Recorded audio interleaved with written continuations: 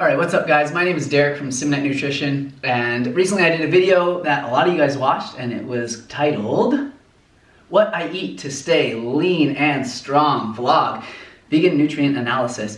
And you guys had a lot of questions and a lot of comments on that video, as you do with all my videos. You guys are so extremely detail-oriented, and you have so much knowledge already that the questions you guys come up with always surprise me, and they're always amazing. And so I wanted to do a video where I just answer those questions that you guys had on that day of eating, because I think it would benefit a lot of you guys if I answered them, in a video style like this, because many of you probably have the same question as other people. So I will definitely answer those. I do want to say I really appreciate all you guys and the support. I know I've said this before, but as many of you have commented and noticed, I reached 100,000 subscribers recently, and it was really exciting for me. And I haven't said a lot about it because I am going to do a giveaway, but I am just speaking with a company now that I'm going to be working with in the future, and I'll let you guys know soon. Many of you guys probably have already figured it out, but I'm going to be working with them to do this giveaway. So it's going to be a really exciting, big giveaway for you guys.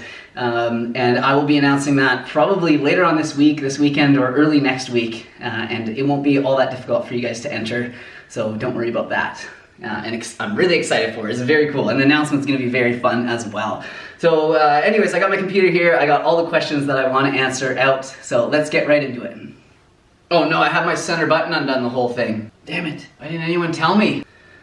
So I will put a link in the description to the video that is in question here, but it's going to apply to all my other videos and just my lifestyle in general. So there should be some valuable information for you here, even if you haven't seen that video, but I do recommend you watch it. So the first question comes from Donna Davis. She says, I really do not like bananas, so what can I use in my smoothie as a substitute? So I'm gonna do a what I eat in a day banana-free version coming up, so you guys can see what to eat if you're not eating like half your calories coming from bananas like I tend to do. But really any other calorically dense fruit will do. So I mean, I always had dates, but dates are a good one. You could just add more dates. Mango's another one of my favorite fruits that's fairly high in calories. Papaya's another good one. So is pineapple. So Jack's channel asks, do you ever worry about getting too much vitamins? And I guess they mean getting well over your RDI in certain vitamins and minerals. So Jack's channel asks, do you ever worry about getting too much vitamins? So I guess what they mean is like, do I worry about exceeding my RDI for certain vitamins and minerals? And it's a really valid question. I mean, we all worry about getting too little vitamins, but could there be a concern with getting too much vitamins?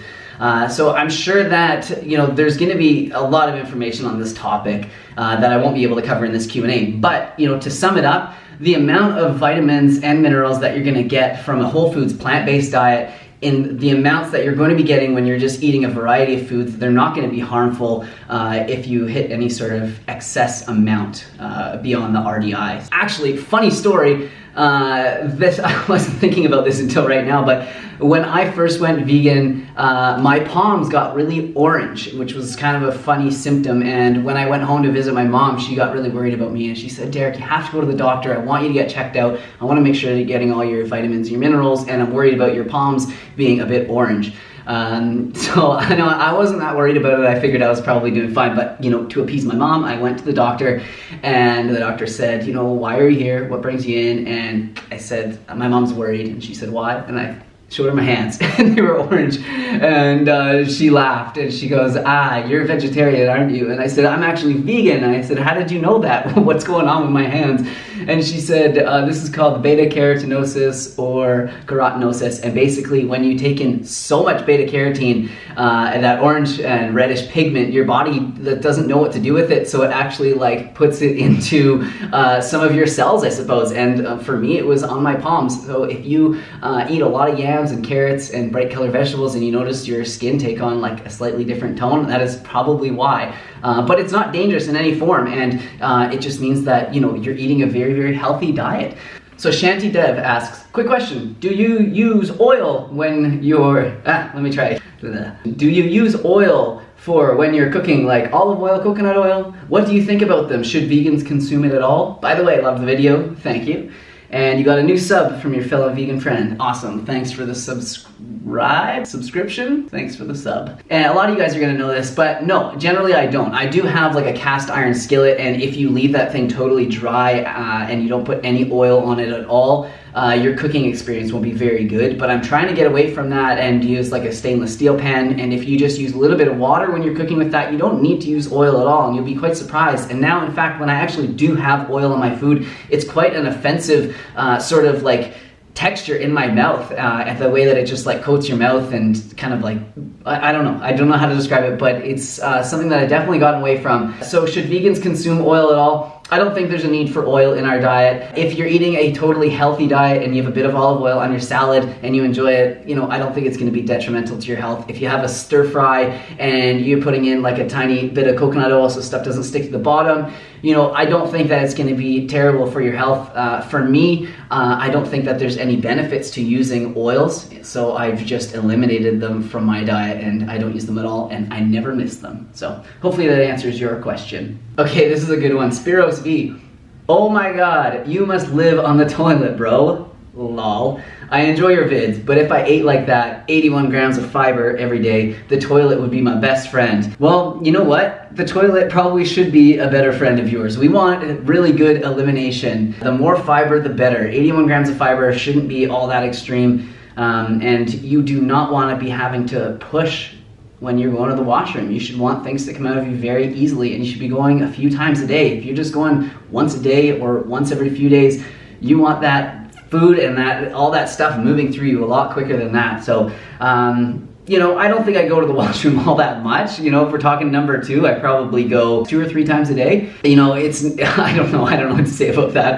It's not a bad thing. You definitely want to be eating lots of fiber. And then Liu asks, do you ever incorporate intermittent fasting into your diet? So I do, and I guess this person is new, so welcome, because I did a video on intermittent fasting not too long ago. So to basically sum it up, you know, call it what you want, but I think that there are definitely benefits for intermittent fasting. However, I don't think that people should become religious about it, or I don't think that you should sort of let it like run your life or your eating patterns. I think that it should, you should take the principles from it and adopt them into your lifestyle wherever you can. But I don't think that it's, you know, a necessity for health if it doesn't work with your life. So some of the main points that I take from it are just basically not eating anything after dinner. Let's face it, we don't make healthy choices after dinner, and if you're stuffing your face, you know, well into the evening, usually you don't sleep well and you don't wake up feeling energized and light. And then I work out in the morning fasted, and I think that it would be good for a lot of people to go and just do a light jog or a light run or whatever. You don't have to do a full, like, crush your arms, upper body day workout if that doesn't work for you at first. But, you know, after time, your body definitely becomes more adapted to intermittent fasting, and you'll be able to run just fine off of not having food. And it's been really liberating, actually, because now I realize that, like, if I go out for dinner somewhere with people and there isn't anything, you know, vegan for me to eat, I don't feel obligated to have like some greasy fries or something that I don't want to have. I know that I can fast for a few hours, and I might be a bit hungry, but I just know that I can eat again after that, and I'll be totally fine. So that's what I think about intermittent fasting, and if I ever incorporate it. So I do incorporate it sometimes, but not religiously. All right, the next question comes from Saidu Saul, and it says, at 2 minutes and 50 seconds, can anyone please tell me where to get those push-up bars or something similar? Thanks. So that is not specific for push-up bar. That is actually generally used for like for the seated row or like a cable rows. And you can find that at almost any gym, but you can find like low handles like that are meant for push-ups, but yeah, those are not designed for push-ups. So the next question comes from limited.to, I guess that is. It says, hey, well, I have a question. Do you think that you will break up with the vegan lifestyle someday? Nope. I have no reason to. You know, even like I know that we can live a good and healthy, long life and thrive on this diet. If there was some sort of science that came out in the future that said, you know, if you eat, you know, one piece of meat once a week or whatever, it's not going to harm your health. You know, I still wouldn't incorporate that because I do it for the animals, I do it for the environment, I do it for my health, and I know that eating a vegan diet is the best for all 3 of those. So no, I wouldn't break up with my vegan lifestyle someday. So this is why I love you guys, because you're so observant and you have questions like this. So this is from Kenneth Robertson. Question, because you are taking in fruit sugars with the lemon water, would you say that is the point where the intermittent fasting stops, or is it when you have the first meal? So this is a really good question. I like that because, yeah, there will be some calories when I have that lemon water in the morning. Let's look up and see how many calories in a lemon. We'll go on to the old trusty chronometer. Okay, so the juice from half a lemon contains 5.3 calories. And the amount of sugars that are in that are 0.6 grams of sugar. So, you know, I don't know, technically, yeah, that would, that would be considered breaking your fast because there are some calories in that. However, you know, what I'm trying to do is to, train my body to use fat as fuel during a workout, not my glycogen stores. So I don't think that that little amount of carbs is enough to sort of, switch that system around. But I don't know, and I don't know how we would figure that out, but I'm open to anybody's suggestions in the comments. That's a really, really good question.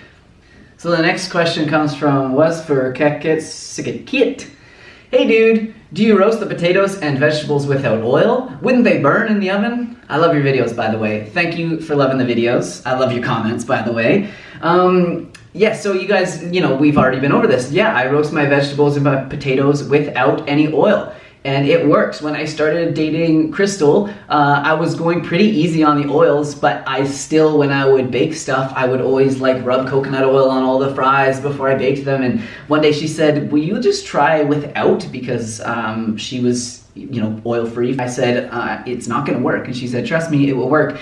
And it works just fine. And they get crispy and they taste delicious. And if you put a little salt and a little pepper on them or a little bit of garlic powder and onion powder before you cook with them, you will not even notice. They're just as good. So yeah, I do my potatoes and vegetables without any oil. And there's no reason why they would burn. You just don't, you don't have to cook them at a super high temperature, usually between 350, 375 degrees.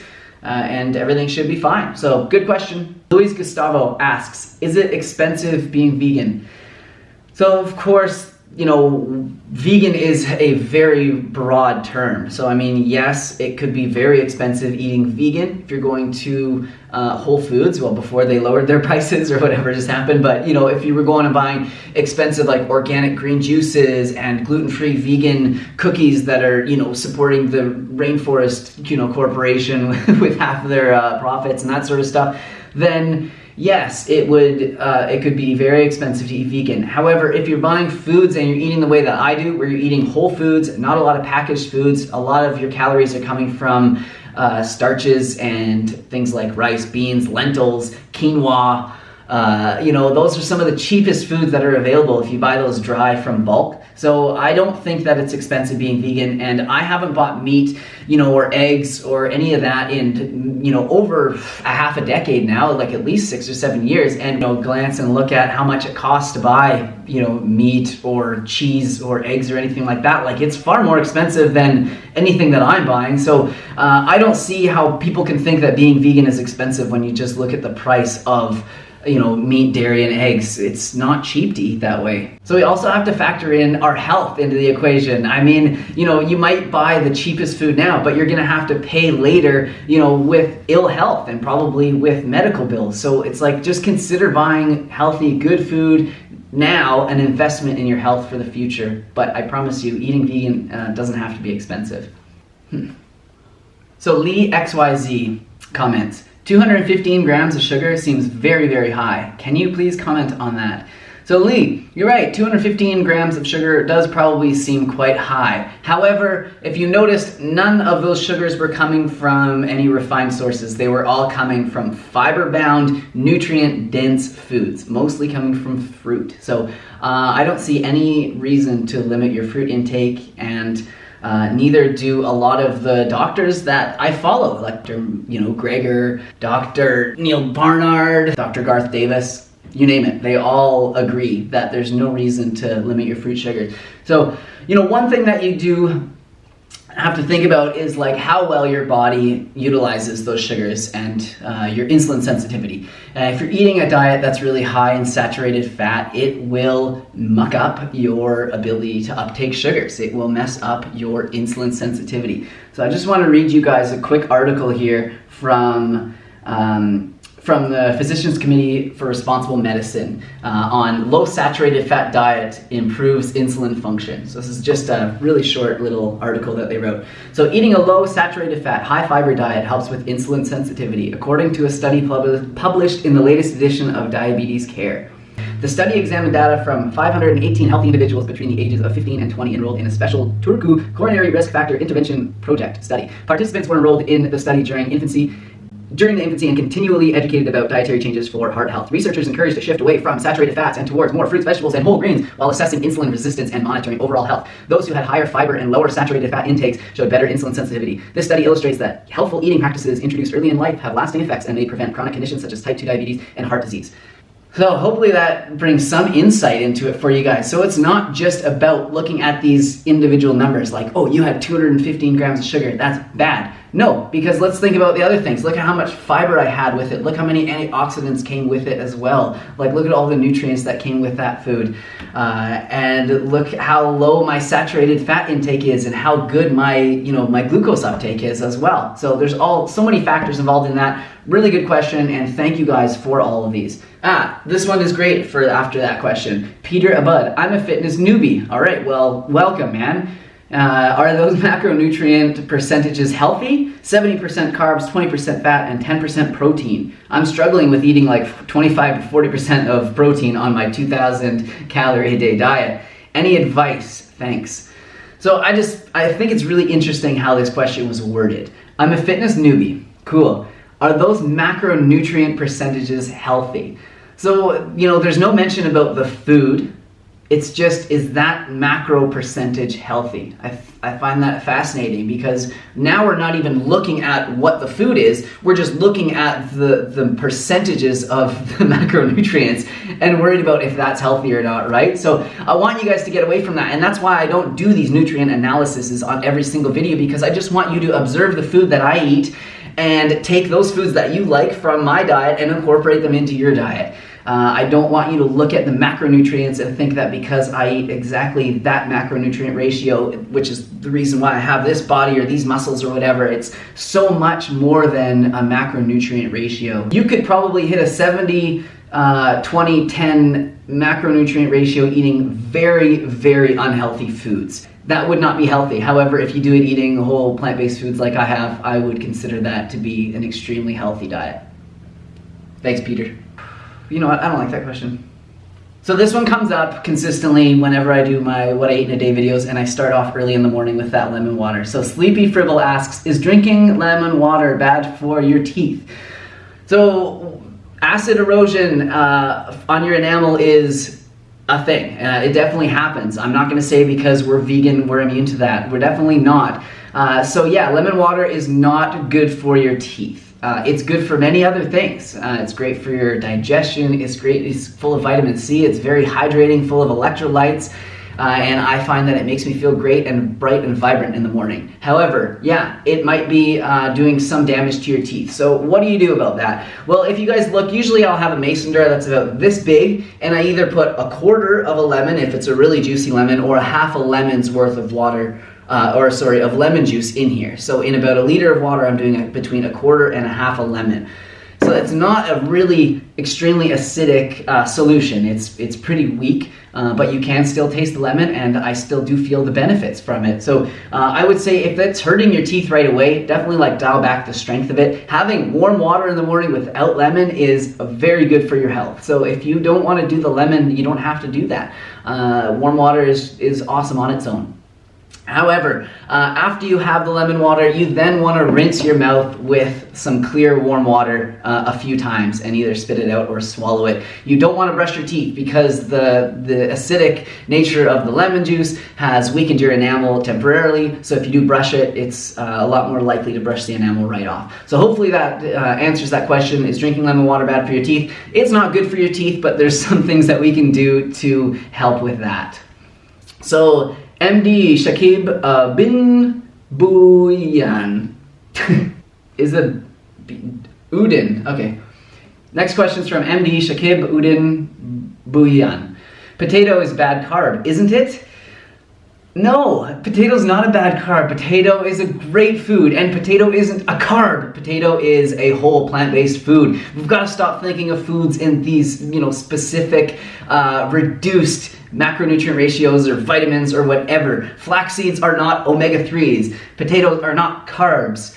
Avocado is not fat. There are healthy fats in there. There are carbs in potatoes, but that's not what the food is. It's got lots of other things in there. So potato being a bad carb, no, it isn't. If you guys have not read The Starch Solution by Dr. John McDougall, look into it, read it, listen to his talks and his podcasts on it. It's fascinating stuff. If you guys don't know, Taylor Spud, I think his name is, he ate only potatoes for like a year with some greens, and his health was incredible after that year, and he had no visible deficiencies that showed up on a test, and he lost a whole bunch of weight, and he's doing really healthy. You guys can look it up. I'll put a link in the description down below so you guys can check that out. Potatoes, not a bad carb. Are purple potatoes or orange sweet potatoes better for you? Yes, they have more antioxidants in them, but I wouldn't shy away from potatoes if you like them.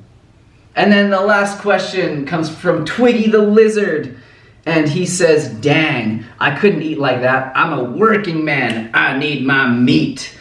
So I thought this was funny. I used to be an electrician, and I was a hard-working man, getting my hands dirty every day, pulling wire through houses, nailing stuff up, using saws, working on a job site. I was working 50, 60-hour weeks, and I was eating this way. I was eating more, and I was eating a lot of peanut butter and bread at the time, but I was doing that without meat, and I can tell you I had way fewer sick days than any of my coworkers. And I was, just on fire, had lots of energy throughout the whole day and was on point, like mentally, physically. So, I don't think that you need meat to be a working man, but I do think that you need adequate calories. And if you've tried to eat a plant-based diet and you felt tired or sluggish, or you've, lost some muscle, or your libido is decreased, it's probably because you were not eating enough calories. So, Twiggy the Lizard, I know that you probably like to just eat insects all day, but I really think that you should try to carb up and eat some more plant-based foods. So I mentioned that I didn't hit the 1,000 milligrams RDI of calcium when I did the nutrient analysis, and there's been a few comments about that, and I didn't say everything that I wanted to say when I addressed that. So the point that I was trying to make is that there's many factors involved in bone health, and it's not just getting 1,000 milligrams of calcium a day means that you will have perfect bone health for the rest of your life.